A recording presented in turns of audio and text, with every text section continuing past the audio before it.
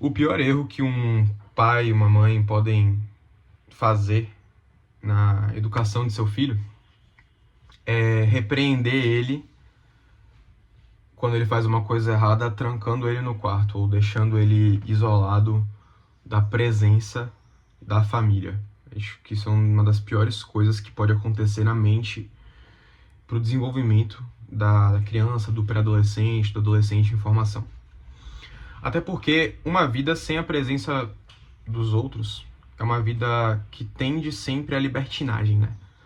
É uma vida libertina, onde a própria pessoa que está sem a presença dos demais vai acabar pensando merda, fazendo escolhas erradas, achando que finalmente está livre, né? Tem aquele adolescente clássico que tá doido para sair de casa, ou doido para pelo menos ficar sozinho em casa para começar a fazer merda, pensar merda.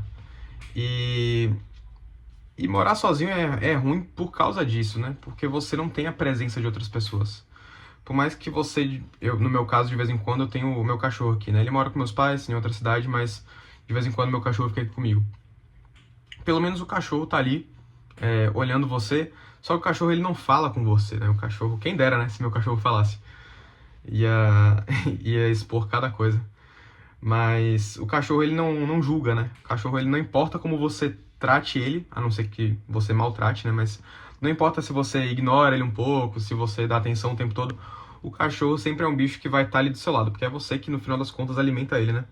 E ele não vai falar nada, ele não vai julgar você pelo que você faz ou deixa de fazer estando em casa, se você começa a fazer merda, pensar merda, o cachorro não vai julgar, né? Então, as pessoas aí não têm filhos, né? Você vê essa decadência da taxa de natalidade da população mundial como um todo, e as pessoas, eu vejo muitos casais por aí que não têm filhos, mas são pais de pet, né? Então adotam um cachorro porque é muito mais cômodo, né? Se você errar na frente do seu filho, e seu filho tiver um senso de maturidade, um certo juízo de valor, se ele já tiver ali a partir dos seus 5, 6 anos, se você errar grosseiramente na frente do seu filho, ele vai olhar pra você e perceber. E vai te questionar sobre isso, né? Tipo, pô, pai, por que você tá fazendo isso? Pô, mãe, por que você respondeu dessa forma, tal. E o cachorro não. O cachorro ele vai continuar balançando o rabinho, botando a língua pra fora. É por isso que é muito mais cômodo para as pessoas ter um cachorro em casa e poder, sei lá, andar pelado pela casa, ficar bebendo cerveja todo dia, enfim. Mas o pai não, o pai tem que dar um exemplo pro seu filho, tudo mais. Eu lembro muito bem do meu primeiro PT, né? Na primeira vez que eu bebi e vomitei. Ou uma das primeiras, enfim. Eu tinha aqui meus 13, 14 anos, esperei meus pais saírem de casa para trabalhar e assaltei a adega do meu pai, né? Meus amiguinhos da escola já estavam começando a beber e tal, e eu queria ver como é que era. Assaltei a adega do meu pai, peguei um bocado de licor, aquele licor que é branco e preto, sabe? Acho que é Sherrington o nome, não sei. Mas é bem gostoso, inclusive, né? Tem gostinho bom assim, lembra um pouco a marula. Peguei também a marula, peguei tudo que tinha lá, peguei Campari, misturei tudo, fui tomando e tal, e aquele dia lá eu lembro que eu passei mal e depois tive que esconder dos meus pais que eu tinha bebido, né, de tarde, enquanto eles estavam trabalhando. Por que que eu fiz isso quando era criança, né? Bom, porque primeiro eu tinha uma influência negativa, ou o que quer que seja, né, dos meus coleguinhas de classe, que já estavam começando naquela idade de beber, né, 14, 15 anos e tal. Estavam bebendo em festinha e tal, eu ainda não tinha esse costume, depois eu comecei a desandar. Mas é porque eu tava na ausência dos meus pais, né? Meus pais não estavam em casa, eu aproveitei isso pra viver essa libertinagem de beber, encher a cara com a bebida que tinha em casa mesmo, né? Nem era uma coisa que eu gostava, não era prazeroso, mas eu queria testar. E é por isso que criança bem criada é aquela criança que vive na sala de estar. Meus pais, eles sempre tiveram uma criação comigo muito de convivência, né? De estarmos juntos. Eu gostava na minha adolescência, assim, né? Principalmente quando veio a pandemia, que eu tinha aqui meus 15, 16 anos, que eu fazia questão de ficar trancado no quarto. Trancado não, porque a porta do meu quarto nunca teve tranca. E eu acho isso muito bom, o fato de não ter tranca. E meus pais, eles, tipo, sempre insistiam. Na pandemia foi um pouco difícil, porque eles também estavam cansados, né? A situação era muito ruim pra todo mundo. Graças a Deus a gente tinha um conforto bom, né? Um apartamento bom pra ficar e tal. Mas eu fazia questão de, mesmo com meus pais em casa, né? Por conta da pandemia, eu fazia questão de ficar trancado no meu quarto, escrevendo poesia, ouvindo minhas músicas, pensando bobagem, fazendo bobagem e tal. E uma coisa muito acertada que meus pais fizeram, principalmente na pandemia, né? Porque foi o momento que a gente mais esteve junto em casa, mas eu extrapolo isso pra toda a minha criação, foi o fato deles me criarem sempre estando na sala de estar com eles ou na cozinha com eles. Porque é através da presença dos meus pais ali, e da minha presença para com eles e da presença deles para comigo, que você é criado, que você aprende valores e que você deixa de pensar merdinha trancado no seu quarto. E é aí que tá um erro, né? O erro que eu falei no início do vídeo, um dos principais erros quando o pai vai reprimir um filho por conta de um comportamento inadequado é justamente botar ele de castigo trancado no quarto. Porque ali no quarto ele vai, sei lá, abrir o computador, ficar vendo merda na internet, vai ficar vendo vídeo, mesmo que ele vá ler um livro, né? Que é muito difícil, porque o filho vai estar com raiva, não vai estar nem conseguindo ler de verdade.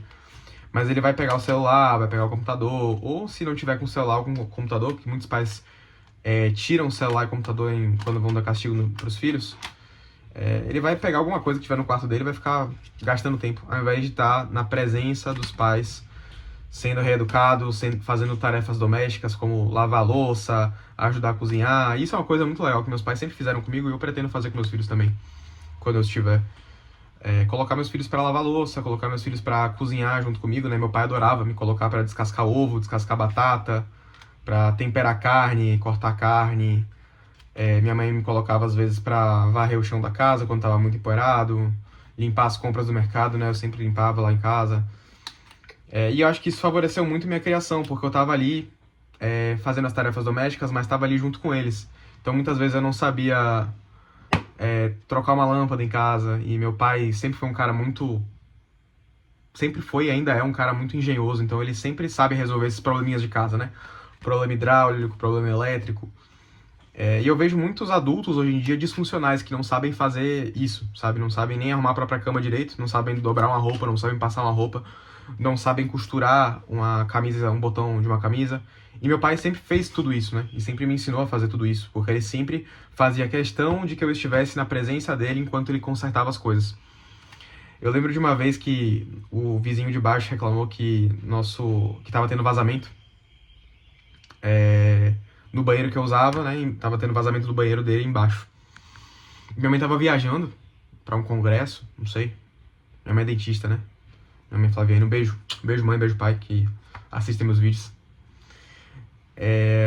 E aí meu pai falou, filho, a gente vai ter que consertar isso. Só que o problema é que o vazamento tava evidente numa parede que ficava atrás de um armário, de um closet embutido dos meus pais. Então, a porta ia até aqui, né? A porta do quarto dos meus pais ia até aqui. E o guarda-roupa inteiro, closet de madeira, comprado há muito tempo, né? Quando eles casaram, né? E se mudaram pro apartamento. A porta batia aqui e o closet vinha aqui. O closet era mais alto que a porta. Então não dava pra arrastar. Também não dava pra arrastar porque ele era meio que pregado na parede, não sei. E também porque era muito pesado, tinha muita roupa. E aí o que eu e meu pai fizemos? O quarto tava com cheiro de mofo, né? Então a gente nem dormiu no quarto do meu pai. Também não dormimos no meu quarto. Decidimos eu e ele dormir na sala com colchão inflável. Foi um dos dias que eu mais lembro assim na minha infância. E a gente desmontou, a gente tirou todas as roupas, botou no outro quarto e desmontamos o guarda-roupa inteiro. Era um guarda-roupa de, sei lá, 7, 8 portas. Desmontamos todo ele pra expor a parede, que tava toda morfada. E depois numeramos as portas uma por uma, as prateleiras uma por uma, as gavetas uma por uma. E remontamos o guarda-roupa inteiro no outro quarto. Foi um trabalho que começou às 10 da manhã de um sábado e só terminou, sei lá, a gente deu uma pausa 1 da manhã naquele mesmo sábado, assim, né, sábado para domingo, e voltamos a trabalhar no domingo de manhã cedo e só terminamos perto da hora do almoço. Depois a gente foi almoçar, eu e meu pai. E eu tava junto com ele o tempo todo. Eu queria muito jogar FIFA, eu adoro jogar FIFA, né? Não compro desde o FIFA 24, mas eu sempre gostei de jogar, e o FIFA todo final de semana tem uma coisa chamada Weekend League, que você joga contra os melhores jogadores e tenta ganhar o máximo número de partidas. E é bem estressante, mas é muito legal ao mesmo tempo. E nesse final de semana, em específico, eu tinha me classificado para esse torneio de final de semana e eu queria muito jogar. Meu pai falou, não vai não, você vai me ajudar nisso aqui. E eu, como bom filho, eu obedeci meu pai. E hoje eu sou muito grato, porque eu vejo gente da minha idade que não sabe nem desparafusar e parafusar, abrir um relógio, tentar consertar o relógio, né? Meu pai me contou que o passatempo da infância dele era montar e desmontar relógio. E montar e desmontar as coisas, porque o meu avô, pai dele, que faleceu quando eu tinha 2 anos, era assim, e também meu pai foi assim, e também ele me criou assim. E isso fez uma diferença muito grande na minha criação, né? Eu acho que eu ia sofrer muito mais se eu morasse sozinho sem saber fritar um ovo, do que se meus pais, por acaso, não tivessem me criado na sala de estar e na cozinha, e tivessem me deixado no quarto, trancado. Ou quando eu ficava de castigo, por exemplo, fosse sempre no quarto. Trancado no quarto, com acesso à internet, com acesso ao computador, pra fazer merda. Pra pensar merda. Tá uma ventania da porra aqui em Salvador.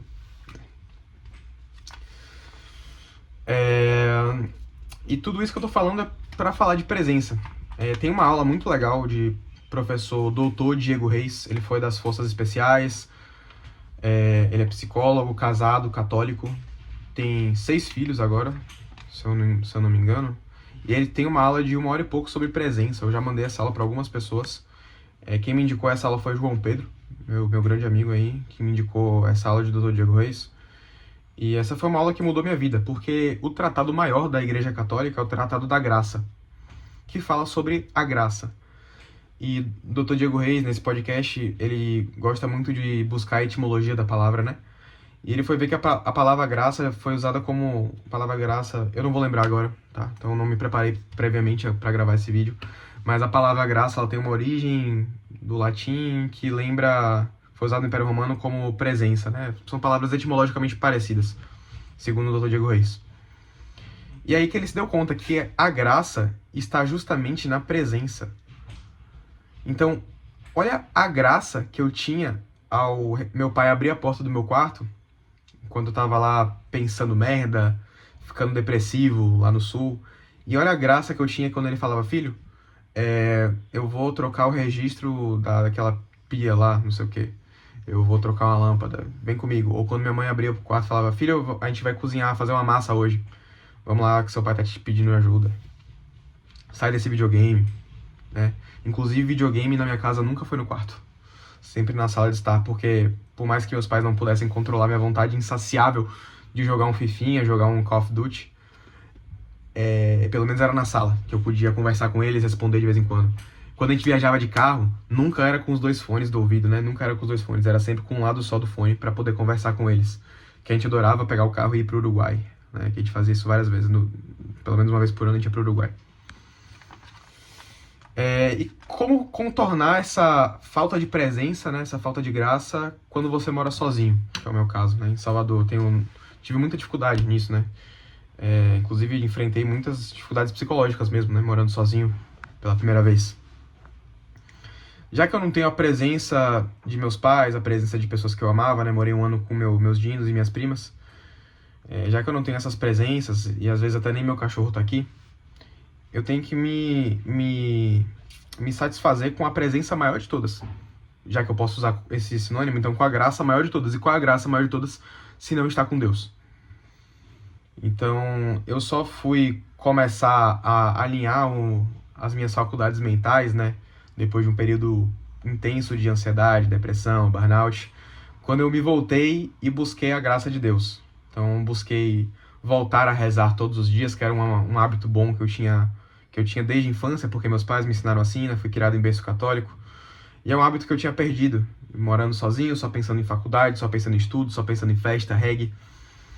E eu esquecia simplesmente de buscar a presença de Deus, já que eu estava sem a presença de outras pessoas, né? Meus pais vinham para cá sempre que podiam, mas eles também têm vida, eles também trabalham, têm uma casa para cuidar em feira. E eu não podia ir para feira sempre, né? Porque eu tenho muitas coisas da faculdade, mas final de semana, assim, sábado, domingo, batia aquela depressão. E eu me entregava pra ficar jogando joguinho, pra ficar fazendo aposta esportiva, cassininho online, essas putarias aí. E eu esquecia de buscar a única presença que tá sempre com você quando você tá na ausência de outras pessoas, que é a presença do Senhor.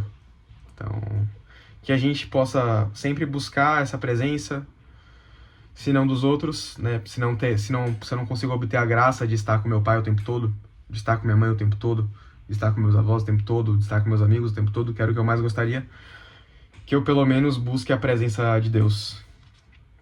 Que eu pelo menos pare de pensar merda, que vocês também parem de pensar merda quando estiverem sozinhos em casa, no trabalho, seja lá o que for,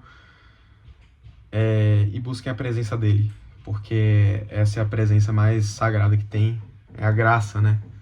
A graça. E você tem o acesso a essa graça só fazendo, no meu caso, eu sou católico, né? Então eu tenho acesso a essa graça só fazendo um sinal da cruz e conversando com Deus da minha maneira, rezando um Pai Nosso, uma Ave Maria, né? E que a gente possa, cada vez mais, então, buscar a presença e não viver uma vida sem graça, né? Uma vida sem graça. Ou uma vida na desgraça.